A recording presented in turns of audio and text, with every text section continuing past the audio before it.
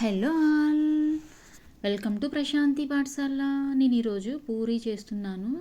పూరీలోకి కాంబినేషన్గా ఉత్తి onion curry చేస్తున్నాను. సింపుల్గా ఆనియన్ కర్రీ ఎలా చేసుకోవాలో ఈ వీడియోలో చూపిస్తున్నాను. చాలా అంటే చాలా బాగుంటుంది ఈ కాంబినేషన్. ఒకసారి ట్రై చేసి చూడండి. కొత్తగా పెళ్ళైన వాళ్ళకు అలాగే బ్యాచిలర్స్కి ఈ వీడియో బాగా యూజ్ అవుతుంది.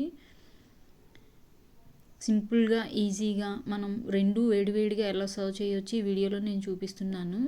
ముందుగా మనం స్టవ్ వెలిగించుకొని బాండీ పెట్టుకొని ఆయిల్ వేసుకొని వేడైన తర్వాత పోపు దినుసులు అంటే శనగపప్పు, మినపప్పు, ఆవాలు, 2 వెల్లుల్లి రెబ్బలు వేసుకొని బాగా ఫ్రై అయిన తర్వాత 6-7 పచ్చిమిర్చి, కొద్దిగా కరివేపాకు వేసుకోండి. పచ్చిమిర్చి ఎక్కువ ఉంటే పూరీ కర్రీ టేస్ట్ చాలా బాగుంటుంది. సో అవన్నీ బాగా ఫ్రై అయిన తర్వాత ఇక్కడ నేను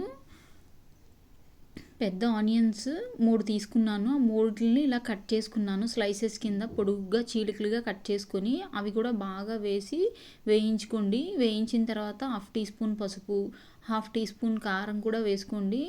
కొద్దిగా స్పైసీగా ఉంటుంటే బాగుంటుంది కర్రీ అనేది. సో 2 వేయించిన తర్వాత కొద్దిగా ఉప్పు వేసుకొని ఇక్కడ నేను ఈ చూపిస్తున్న గ్లాస్తో 2 గ్లాసులు వాటర్ వేసుకొని ముందుగా ఉల్లిపాయను ఉడికించుకోవాలి.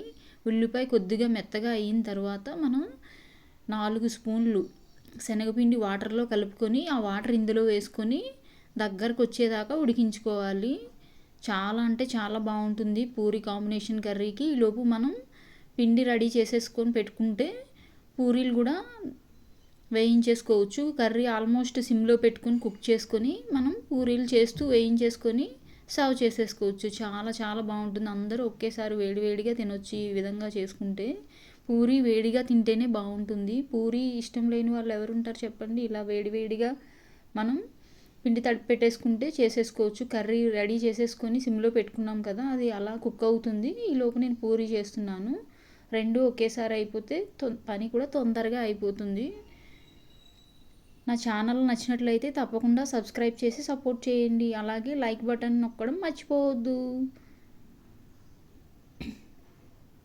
చూసారా, వేడివేడిగా సర్వ్ చేస్తున్నాను.